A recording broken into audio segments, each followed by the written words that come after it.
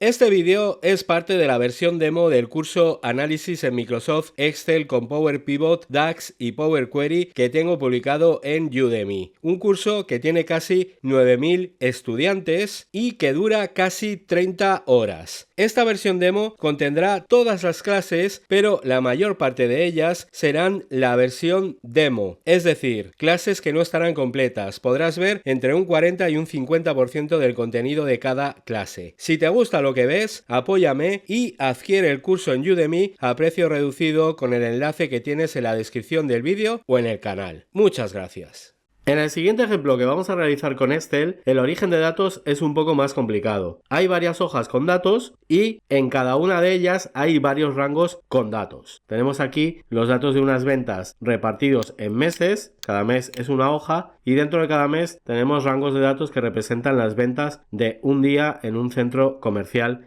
concreto. Esta distribución un poco caprichosa es algo que nos vamos a encontrar y encima la persona que almacena así los datos no querrá ni oír hablar de cambiar la manera de organizar esto. Luego, en principio, vamos a partir de la idea de que esto es lo que hay y no se puede cambiar, igual que en el ejemplo anterior, en este ejemplo y en los que vamos a ver en las siguientes clases. Por ejemplo, aquí tendría bastante más sentido juntar todos los datos de cada hoja en un solo rango de datos, que no haya estas separaciones dentro de cada hoja. Y así podríamos crear una tabla con todos los datos de cada hoja, que es lo que se procesaría. O incluso podríamos llegar a meter todo en una sola hoja. Pero, como os digo, esto es lo que hay y lo más normal es que no podamos cambiarlo. Os cuento esto porque seguramente estaréis pensando, ya pues me organizo los datos de forma correcta y ya está. Sí, pero es que lo más normal es que nos encontremos con datos que están siendo organizados por otras personas e igual a esa persona le interesa mantener la distribución que está aplicando, por muy errónea que a nosotros nos parezca.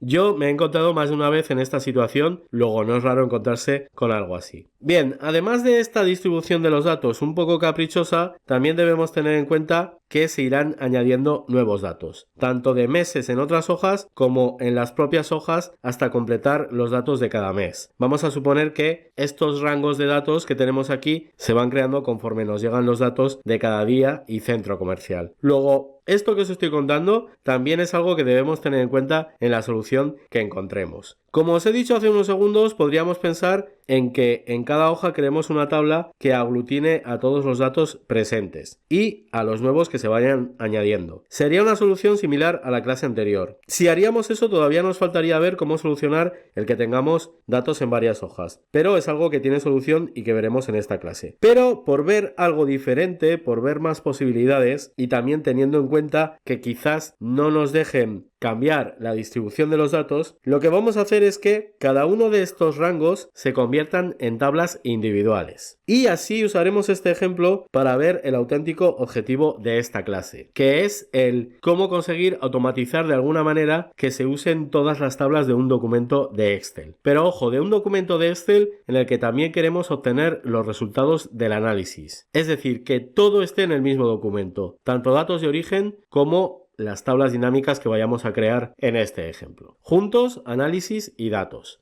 Sería interesante que entre todas las opciones que tenemos aquí disponibles de orígenes de datos, tendríamos una que diría algo así como usar todas las tablas de Excel del documento actual o de este documento. Pero lamentablemente no está disponible esa opción. Solo tenemos algo similar cuando trabajamos con archivos de Excel externos al documento en el que estamos empezando el proceso. Pero si el resultado final lo queremos en el mismo documento en el que están las tablas de origen, no existe esa opción. Pero no os preocupéis, como siempre en Power Query ya lo iréis conociendo, M llega al rescate y nos soluciona el problema. Además de una forma muy sencilla. No os creáis que es muy difícil por oír que usaremos M. Para llegar a la solución, primero vamos a tener que convertir estos datos que tenemos por aquí en tablas. Esto ahora nos va a costar un poco porque, aunque no tenemos muchos datos de cada mes, estos rangos de datos todavía no son tablas. Luego, es algo de trabajo inicial que tendremos que realizar ahora. Pero esto en condiciones normales es algo que tendríamos que ir haciendo cada día conforme nos vayan llegando los datos. Y es solo unos segundos por cada rango que tendríamos que meter. Venga, vamos a crearlas. Simplemente tenemos que situarnos, por ejemplo, primero en enero,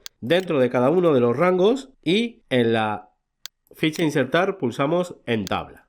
Aquí ya veis que nos detecta los límites de la tabla y que tiene encabezados. Esta fila es la de los encabezados, por lo tanto aceptamos. Y una vez creada le vamos a cambiar el nombre. Habitualmente suele ser conveniente dar nombres a las tablas que creamos, porque se crean con nombres como este que veis aquí, tabla 1, tabla 2, tabla 3, etc. Pero es algo opcional lo del nombre. En este caso sí lo voy a hacer porque quería mostraros la utilidad de dar nombres a las tablas cuando trabajamos con Power Query. Quiero mostraros para qué nos puede resultar útil hacer este paso que aquí nos va a quitar algo de tiempo. Esta primera se va a llamar así, confirmo y os cuento, los nombres son una mezcla de los datos que muestran, el mes, etc. Como este cuadrito de aquí es muy pequeño y no deja ver el nombre que voy a dar a las tablas, no lo deja ver bien, os pondré el nombre aquí a modo de anotación para que podáis ir haciéndolo conforme yo lo hago. Este cuadrito es una pena que tenga este tamaño cuando aquí tenemos mucho sitio libre y además creo recordar que en versiones anteriores no era tan pequeño. Esto deberían corregir. Bien, ya tengo la primera, ahora me voy a ir a la siguiente y hago lo mismo. Insertar, tabla y le cambio el nombre. Fijaros que todas las tablas están empezando por el texto BEM. Esto es importante para algo que os voy a explicar después. Estos nombres que estoy utilizando están relacionados con esta tabla que tenemos en esta hoja, no os la he comentado todavía, es una tabla en la que se irían almacenando las devoluciones que se van produciendo. Esta tabla no la quiero usar en el análisis de las ventas, luego no quiero que se procese. Bueno, pues para eso, para evitar que se procese esta tabla, es para lo que vamos a utilizar esos nombres especiales, entre comillas, que estoy dando. Con esos nombres voy a diferenciar las tablas que sí que quiero procesar de esta que no quiero. Enseguida veremos cómo. Venga, vamos a acabar con las tablas. Aquí me falta una.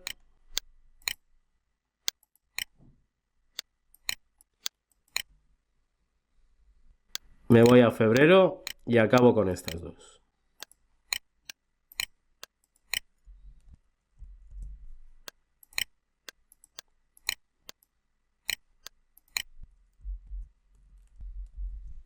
Así. Una vez que he hecho esto, como no tenemos ninguna opción que nos permita usar los datos de todas las tablas del documento, vamos a empezar con una consulta en blanco. Sí que tendríamos esta, la de desde una tabla o rango, pero esto solo nos permite usar una sola tabla, luego no nos sirve. Por lo tanto, vamos a coger desde aquí la opción de crear una consulta en blanco.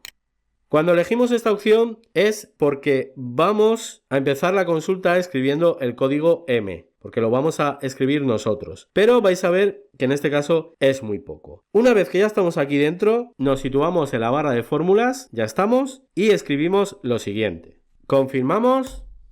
Y ahí están todas las tablas que tenemos en el documento. Bien, os he comentado alguna vez ya que todo lo que utilizamos por aquí arriba se acaba traduciendo a instrucciones M. Pero eso no significa que ahí arriba esté todo lo que se puede realizar en M. Y esto es un claro ejemplo. Resulta un poco incomprensible que algo como esto, el listar como origen de datos todas las tablas de un documento de Excel, no esté puesto ahí arriba, incluso con una chincheta bien grande. Pero ya veis que aunque no está, sí que existe. ¿Qué es lo que tenemos que hacer a partir de aquí? Bueno, pues conseguir acabar con los datos que contienen estas tablas. Para empezar voy a cambiar el nombre de la consulta, que se llama consulta 1 y no la vamos a dejar con ese nombre. Vamos a llamarle ventas. Así.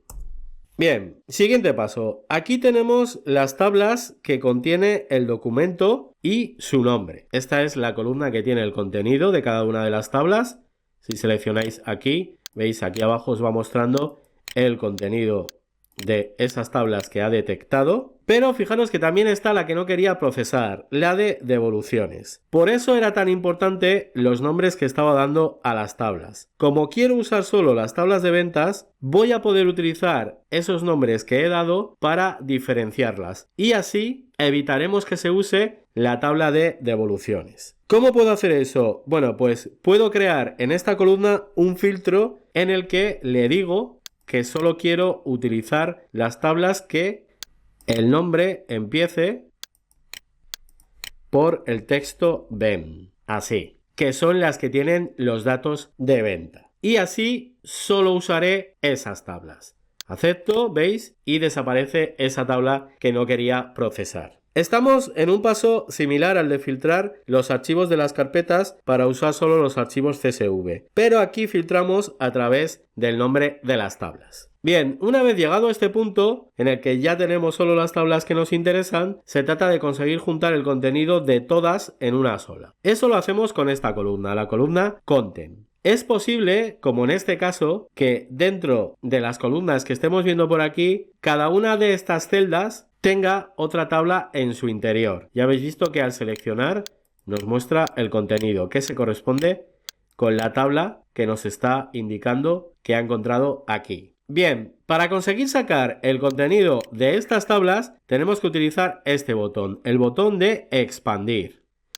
Pulsamos y nos aparecerá una ventana en la que tenemos que elegir qué queremos hacer con las columnas, con los campos que contienen las tablas que hay guardadas en esas filas. Tenemos que indicarle cuáles son las columnas que pasarán a formar parte de esta tabla que tenemos aquí. ¿Cómo hacemos eso? Bueno, pues si queremos todas, simplemente se trata de utilizar esta casilla para que se seleccionen todas, y si quisiéramos solo algunas, pues desmarcaríamos la casilla e iríamos marcando las que nos interesen. En este caso, como quiero todas, voy a marcar, y antes de darle a aceptar, podríamos revisar si realmente estamos viendo aquí todas. ¿Veis? Aquí tenemos una opción para cargar más. En este caso sí que las estábamos viendo. Esta ventana es pequeña y puede que no estemos viendo todas las columnas que hay dentro de las tablas. Y lo otro que también tenemos que revisar o tener cuidado es esta opción, porque si la dejáis marcada, las nuevas columnas que se van a añadir tendrán estos nombres, pero por delante tendrán el prefijo de la columna que las contenía. Es decir, se llamarían, por ejemplo, content.fecha, content.precio. Lo voy a hacer yo, no lo hagáis. Fijaros, dejo marcada la casilla,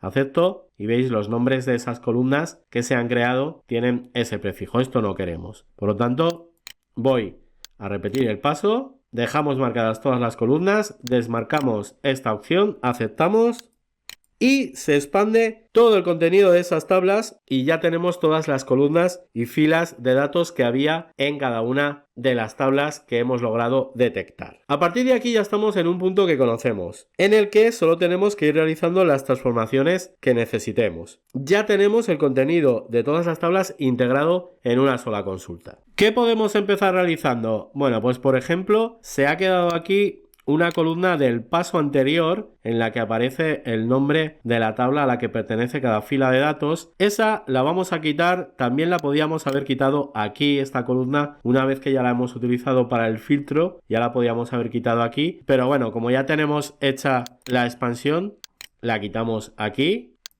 Y ahora, por ejemplo, por seguir viendo más opciones del editor en cada ejemplo, tenemos aquí una columna que he dejado junta en el ejemplo anterior, y en realidad hay datos para 3 columnas. Podemos separar estos datos porque es el nombre del centro comercial, la ciudad y el país. Esto lo podemos separar. Puedo seleccionar esta columna y aquí en dividir columna le digo que por delimitador, porque tenemos los guiones para separar.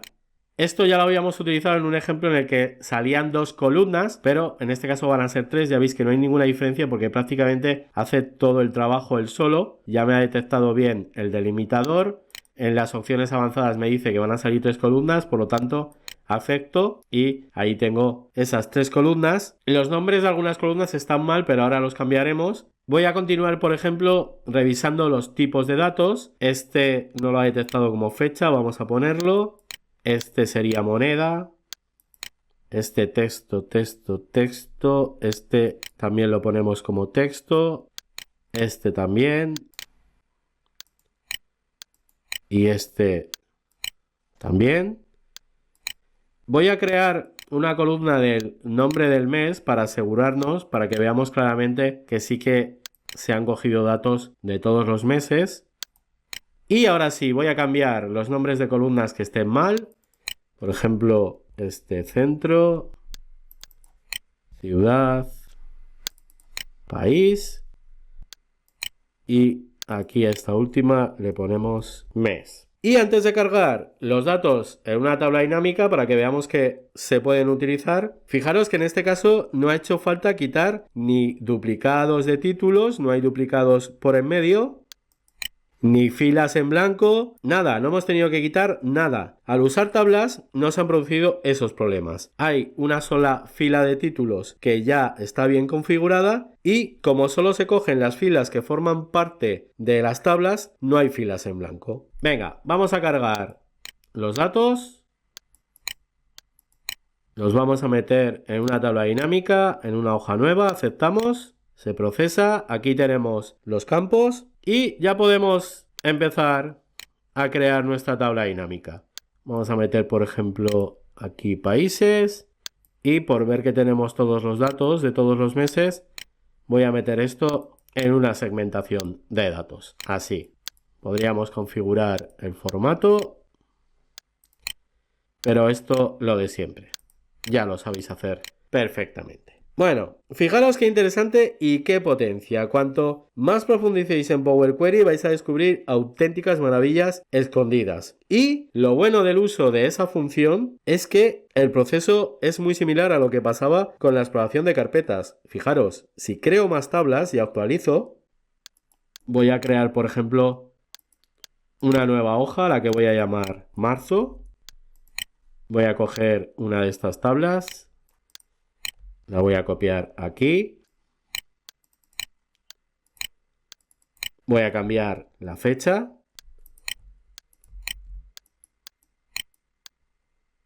Así, el 1 de marzo. Voy a cambiar el nombre de la tabla. Esta sería de marzo. Así, confirmo. Y si ahora me voy aquí y actualizo, ¿veis? Ahí lo tenemos, han actualizado los datos y aquí vemos claramente que aparece el mes que acabo de crear. Luego, funciona perfectamente. Cada vez que actualizamos esa función de m que hemos escrito, carga las tablas que se encuentra, filtrando solo las que nos interesaban realmente, quedándonos solo con esas, y repite todos los pasos de transformación o de creación de columnas que hemos realizado. Este primer paso de la consulta,